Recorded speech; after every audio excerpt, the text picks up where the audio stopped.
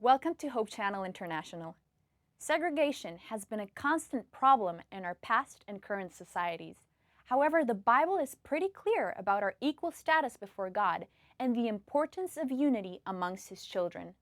Find out more about this topic in this video.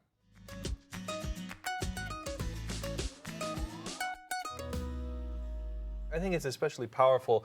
We need to keep reminding ourselves that this is not natural, maybe even for all of us. You know, that the Spirit is the first chess piece to move here. The Spirit is the one that starts this whole thing. It's natural for us to fall into tribalism. It's natural for us to fall into segregation. It's natural for us to box you out so I can feel better about myself. Absolutely. And we need this spirit this attitude that we're open to the Spirit, like Peter, to guide us and say, transform my mind because I need to see things differently. Yeah. And because once again, this is one of the lessons that we need to learn, as well as the church needed to learn, because any segregation, any type of segregation, will inevitably will serve as an impediment for the advancement of the message of God. Absolutely. Because it cannot continue growing. And this is what we will see when we will continue the study of Peter preaching the message in the house of Cornelius. Absolutely. It doesn't just impede the message, it is against the message. The message of the Spirit is